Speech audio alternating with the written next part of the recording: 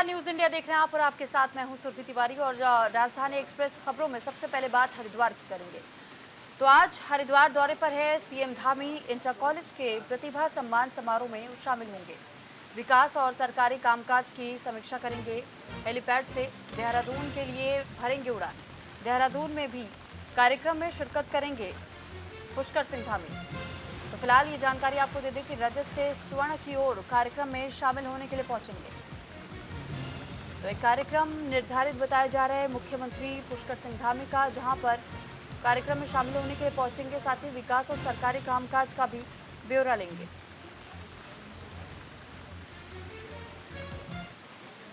तो वहीं देहरादून से अगली खबर है। देहरादून में बीजेपी के कार्यक्रम तय बताए जा रहे हैं, जो कि 25 अप्रैल तक के लिए चलेंगे। और बीजेपी के कई कार्यक्रम, पंचायत चुनाव की भी रणनीति तैयार होगी इस कार्यक्रम के दौरान। और अंबेडकर जयंती पर भी एक कार्यक्रम का आयोजन होगा।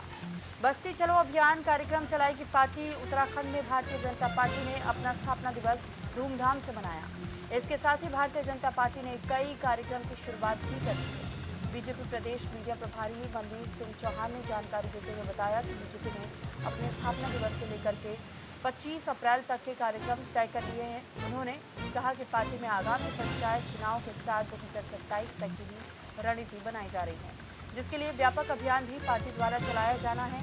और इसी के तहत सबसे पहले बीजेपी के जो सक्रिय सदस्य बने हैं, उनके सम्मेलन का आयोजन हो रहा है। मीडिया प्रभारी ने ये कहा कि अंबेडकर जयंती पर भी बस्ती चलो अभियान का कार्यक्रम पार्टी चलाएगी।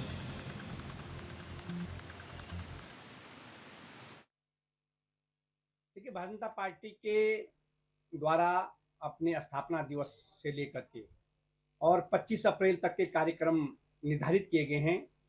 और आगामी पंचायत चुनाव को देखते हुए और 2027 में जो हमारे विधानसभा के चुनाव होने हैं, उसको लेकर के भारतीय जनता पार्टी के द्वारा अपनी रणनीति बनाई जा रही है। उसको लेकर के व्यापक अभियान भी पार्टी के द्वारा चलाया जाना है।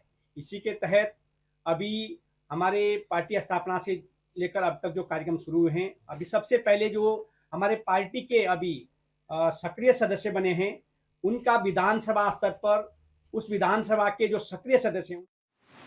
उत्तराखंड में ई पास मशीन से राशन वितरण शुरू किया गया है। मंगलौर में आधुनिक बायोमेट्रिक मशीन का उद्घाटन किया गया है। कैबिनेट मंत्री रेखा आर्य ने ई पास मशीन की लॉन्चिंग की है। उत्तराखंड में नई ई पास मशीनों से राशन वितरण के पायलट प्रोजेक्ट की लॉन्चिंग कर दी गई है।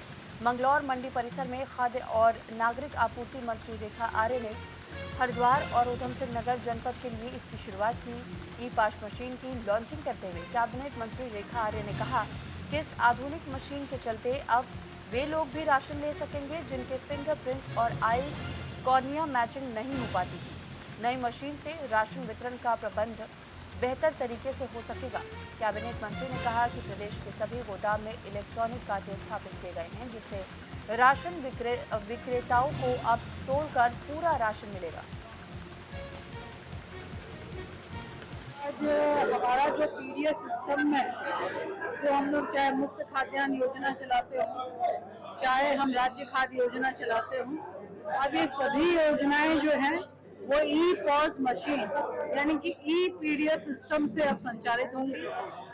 पायलट प्रोजेक्ट के रूप में अभी हम लोग हरिद्वार से इसकी शुरुआत कर रहे हैं और यहाँ उधम सिंह नगर से हम इसकी शुरुआत कर रहे हैं। निश्चित रूप से यह एक कोशिश है क्वालिटी को भी क्वांटिटी को भी हमारे लाभार्थी तक में एग्जैक्टली उतना ही पहुंचे, ये सुनिश्चित करने वाली ये व्यवस्था है। इसमें पूरी तरीके से जो हमारा बायोमेट्रिक व्यवस्था है उसको सुनिश्चित करता है। एक्चुअल का जो लाभार्थी है उसको कितना राशन अनुमन्य है, उतना ही राशन वो अब इस ई पॉस मशीन के माध्यम से वह देख पाए।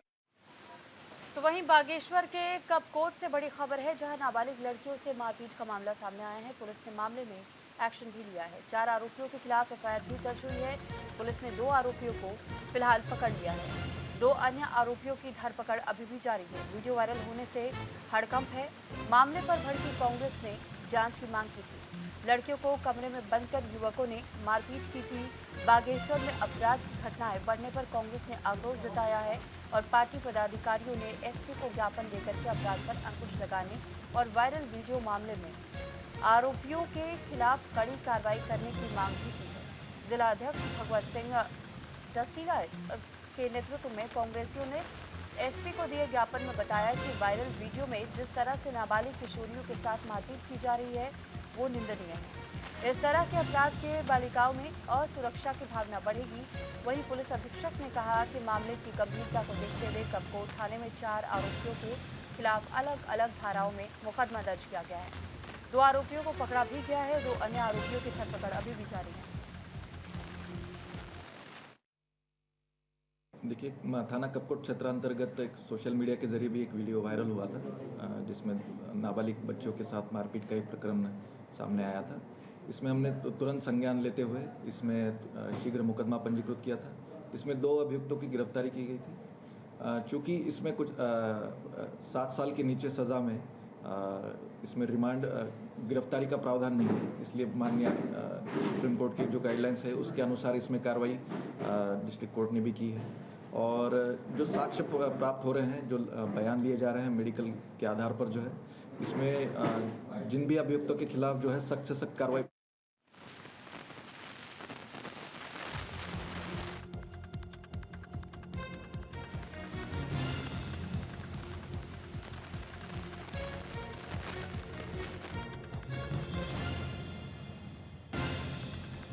इसमें 2 आरोपियों को इस वक्त पकड़ लिया है और साथ ही 2 अन्य आरोपियों की अभी भी तलाश जारी है।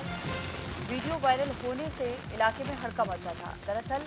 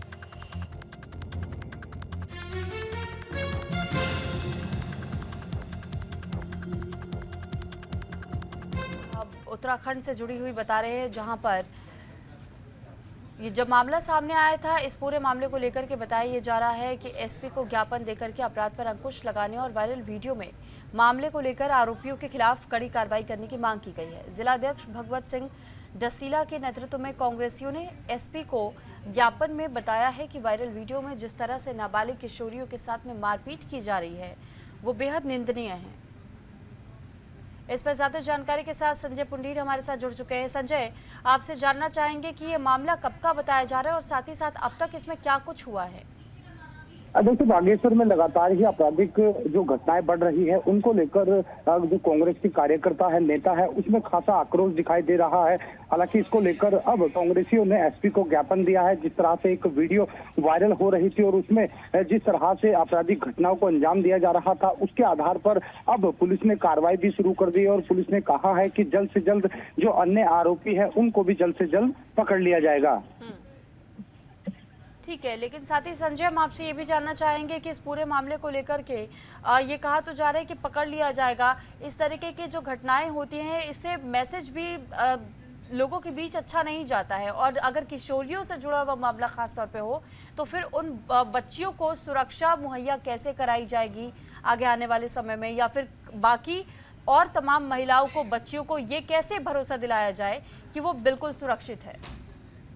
कि जिस तरह से नाबालिग युवतियों के साथ छेड़छाड़ का ये मामला है, इस पूरे मामले को लेकर अब लगातार ही जो पुलिस है, उत्तराखंड पुलिस है, वो भी कहीं ना कहीं सक्रिय होती दिखाई दे रही है। साफ तौर पर ये भी देखा जा रहा है कि इस तरह की जो वीडियो होती है और वीडियो में जिस तरह से जो अपराधी थे वो खुलेआम घूम रहे हैं, इसको लेकर खासा आक्रोश भी है। और साथ ही साथ जो कांग्रेस नेता है उनका कहना है कि उत्तराखंड, बागेश्वर ही नहीं, अन्य जनपदों में भी लगातार इस तरह की जो आपराधिक घटनाएं हैं, कहीं ना कहीं पुलिस को उन पर पर एक अंकुश लगाना चाहिए, क्योंकि बीते दिनों से लगातार ही बागेश्वर में इस तरह की आपराधिक घटनाएं कुछ ज्यादा ही हो रही है, जिसको लेकर अब जो कांग्रेस है उनका प्रदर्शन लगातार होता हुआ दिखाई दे रहा है। उनका यही कहना है कि अगर इस तरह के जो आरोपी हैं, अपराधी हैं, वो जल्द से जल्द पकड़े नहीं जाते हैं तो कहीं ना कहीं और भी आपराधिक घटनाओं को अंजाम दे सकते हैं। यही वजह है कि अब लगातार बागेश्वर पुलिस पूरी तरह अलर्ट हो गई है। उनका यही कहना है कि जल्द से जल्द सभी आरोपियों को गिरफ्तार किया जाएगा, उसके बाद उनको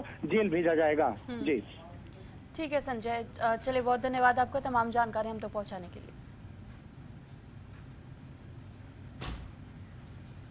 अब खबर यमुनोत्री धाम से जुड़ी हुई है, जहां पर हेली सेवा का ट्रायल शुरू किया गया है। दरअसल गरुड़ गंगा पर हेलीकॉप्टर की सफल लैंडिंग की गई है। हेलीपैड से यमुनोत्री धाम की नजदीकी भी परखी गई है। अब सीधे गरुड़ गंगा हेलीपैड पर यात्री उतर सकेंगे। यमुनोत्री धाम में गरुड़ गंगा के पास उड़ान विभाग ने तैयार हेलीपैड पर हेलीकॉप्टर ने कुशल लैंडिंग की। हेली सेवा के जरिए हेलीपैड से यमुनोत्री धाम के नजदीकी परखी गई है। थानाध्यक्ष दीपक कठैत ने जानकारी देते हुए ये कहा है कि पिछले हफ्ते जब ट्रायल चलाया गया तब हेलीकॉप्टर लैंडिंग नहीं हो पाई थी, लेकिन कल हेलीकॉप्टर की कुशल लैंडिंग हो गई है। अब यात्रियों की संख्या में भी इजाफा देखने को मिल सकता है। जो कि श्रद्धालु आज तक यमुनोत्री धाम के दर्शन नहीं कर पाए, वे अब आसानी से दर्शन कर सकते हैं। इसके बाद यात्रियों को खरसाली हेलीपैड पर नहीं बल्कि सीधे गरुड़ गंगा हेलीपैड पर उतारा जाएगा।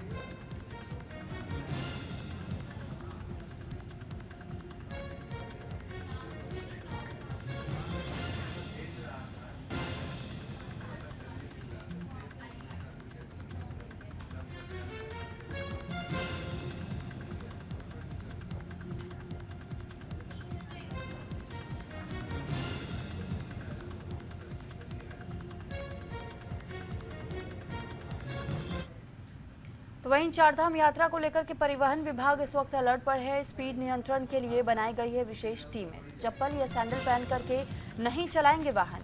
व्यावसायिक वाहनों का रात 10 बजे प्रवेश बंद रहेगा। चालकों के लिए विशेष प्रशिक्षण अनिवार्य किया गया है। आपकी जानकारी के लिए बता दें कि चारधाम यात्रा 30 अप्रैल से शुरू हो रही है और यात्रा को सुगम और सुरक्षित बनाने के लिए शासन प्रशासन तैयारी में जुटे हुए हैं। इस बीच परिवहन विभाग ने चारधाम यात्रा के लिए एडवाइजरी जारी की। इसके तहत पर्वतीय मार्गों पर रात के समय व्यावसायिक वाहनों के संचालन पर पूरी तरह से रोक लगाई गई। रात्रि 10 बजे से सुबह 4 बजे तक कोई भी व्यावसायिक वाहन यात्रा मार्गों पर नहीं चल सकेगा। ARTO प्रशासन चक्रपाणी मिश्र ने बताया कि पहाड़ी मार्गों पर ड्राइविंग के लिए दक्षता अनिवार्य है। व्यावसायिक वाहन चालकों को विशेष प्रशिक्षण के प्रमाण पत्र, फिटनेस सर्टिफिकेट और वाहन के सभी दस्तावेज पूरे रखने होंगे। इसके साथ ही चालकों की वेशभूषा, व्यवहार और स्वास्थ्य पर भी नजर रखी जाएगी। उन्होंने ये भी बताया कि एडवाइजरी के मुताबिक यात्रा के दौरान वाहन चालकों को चप्पल या सैंडल पहन करके गाड़ी चलाने की अनुमति नहीं होगी। चालकों को बंद जूते या फिर मजबूत ट्रैकिंग शूज पहनना अनिवार्य किया गया है, ताकि पहाड़ी रास्तों पर वाहन संचालन के दौरान सुरक्षा सुनिश्चित की जा सके।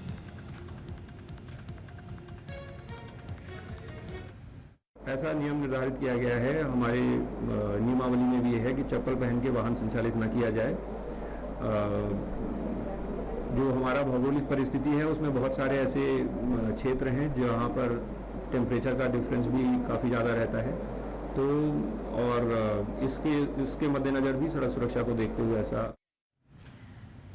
तो वहीं लक्सर में बाणगंगा नदी का निरीक्षण किया गया और विशेषज्ञों की टीम ने निरीक्षण किया तो हरिद्वार सांसद के आग्रह पर जांच की गई।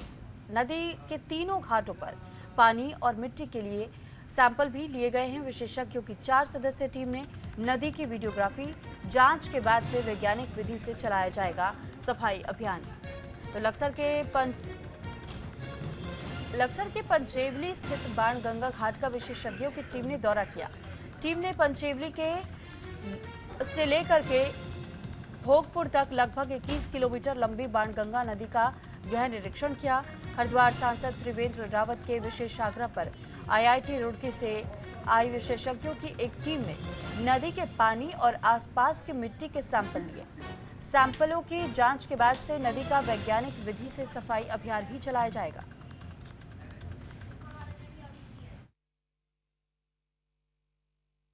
हम लोग तो आज फिजिकली देखने आए थे कि क्या स्थिति है नदी की, पर ऐसा मुझे महसूस हो रहा है कि जिस तरह से घाट बने हुए हैं तो पहले यानी पूर्व में बहुत ही बढ़िया यानी पानी का यहाँ पे स्रोत रहा होगा, बराबर पानी उपलब्ध रहा होगा, पर लगता है कि कई सालों से इग्नोर किया गया, इसको देखा नहीं गया, इसलिए से इसमें इतना वीड वगैरह हो गया है। ये समिति का प्रयास नहीं है, जन जन का प्रयास है। हमारे यशस्वी लोकप्रिय सांसद श्री त्रिवेंद्र सिंह रावत जी का प्रयास है और इलाके के लोगों का प्रयास है, यहाँ के ग्राम प्रधानों का प्रयास है कि पश्चिम महनी बाणगंगा की सफाई होनी चाहिए। इसमें जल की धारा निरंतर बह रही चाहिए, अविरल धारा बहती रहनी चाहिए, पवित्र धारा बहती रहनी चाहिए।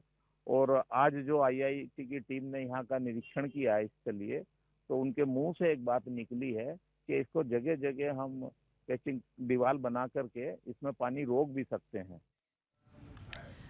और इस बीच हरिद्वार से सीएम धामी इस वक्त लाइव दिखाई दे रहे हैं। हम आपको सीधे इंटर कॉलेज में प्रतिभा सम्मान समारोह में लिए चलते हैं, जहां प्रतिभा सम्मान समारोह में मुख्यमंत्री धामी को देख पाएंगे। इस कार्यक्रम में पहुंचे हैं। दरअसल स्कूली बच्चों की प्रदर्शनी का अवलोकन इस वक्त मुख्यमंत्री कर रहे हैं। तो हरिद्वार में इस वक्त मुख्यमंत्री पहुंचे हैं और ये एक इंटर कॉलेज है। प्रतिभा सम्मान समारोह में सीएम धामी शामिल होने के लिए पहुंचे। यहाँ स्कूली छात्रों की ओर से जो प्रदर्शनी बनाई गई है, उस प्रदर्शनी को खुद मुख्यमंत्री देख और समझ रहे हैं, तो उसका लोकार्पण किया जा चुका है।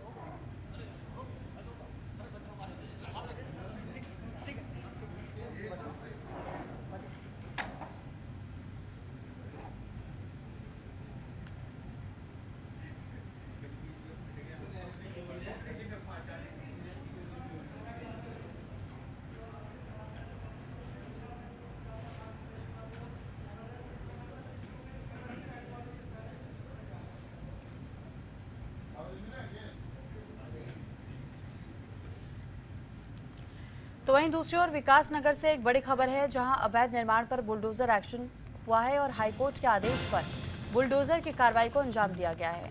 दरअसल कार्रवाई के दौरान लोगों की ओर से भारी विरोध भी किया गया। देहरादून के पचवादून क्षेत्र में नदी, बरसाती नाले, ढांग और तालाब की जमीनों को हाईकोर्ट के निर्देश के बाद से प्रशासन लगातार खाली कराने में जुटा हुआ है। तहसीलदार विकासनगर विवेक राजौरी के नेतृत्व में प्रशासन की टीम ने 16 अवैध निर्माणों को ध्वस्त करा दिया। इससे पहले बीते सोमवार को कार्रवाई शुरू करते हुए प्रशासन ने भीमावाला और नवाबगढ़ में क्षेत्र में 10 अतिक्रमण को बुलडोजर से हटा दिया और इस दौरान प्रशासन की टीम को मौके पर जनता का भारी विरोध भी झेलना पड़ा था।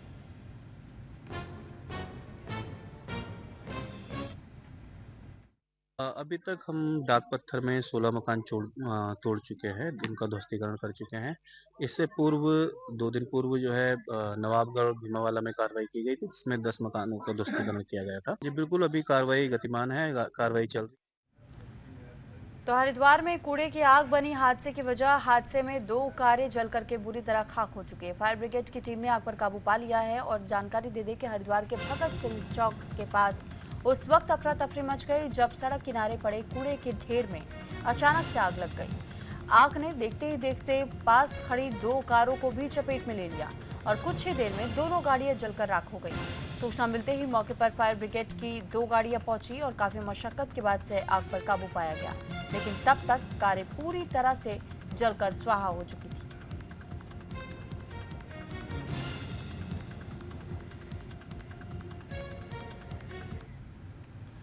रुड़की पुलिस और बदमाशों के बीच मुठभेड़ हुई है। मुठभेड़ में गोली लगने की वजह से एक बदमाश घायल बताया जा रहा है। मौके से एक बदमाश फरार भी है। इस वक्त उस बदमाश की तलाश जारी है। ये मामला रुड़की का बताया जा रहा है, जहां रुड़की में नहर पटरी पर पुलिस और बदमाशों के बीच मुठभेड़ हो गई। वहीं मुठभेड़ में एक बदमाश को गोली लगी, जिससे घायल अवस्था में सिविल अस्पताल रुड़की में भर्ती कराया गया। और वहीं ये बदमाश हाल ही में रुड़की क्षेत्र में हुई लूट की वारदात में शामिल बताया जा रहा था। मुठभेड़ में एक बदमाश मौके से फरार हो गया। इलाके में पुलिस ने फरार बदमाश की तलाश शुरू कर दी है।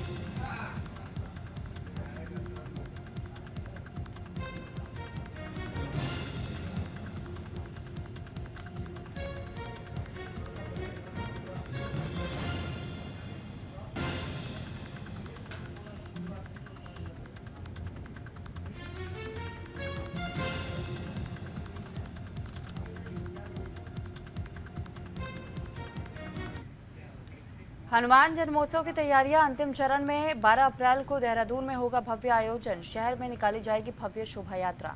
12 अप्रैल हनुमान जयंती के पावन अवसर पर देहरादून में भव्य शोभा यात्रा का आयोजन किया जा रहा है। पृथ्वीनाथ महादेव मंदिर सेवा दल बालाजी महाराज की 15वीं शोभा यात्रा का आयोजन करने जा रहा है, जिसकी तैयारियां जोरों से चल रही हैं। अयोध्या राम मंदिर से आई जोत को लेकर यात्रा पूरे शहर में निकाली जाएगी। इसके साथ आयोजन में करीब 100 से 150 कलाकार भी शामिल होंगे। इसके अलावा अक्षय तृतीया के पावन पर्व पर 30 अप्रैल को 21 कन्याओं का निःशुल्क सामूहिक विवाह भी कराया जाएगा।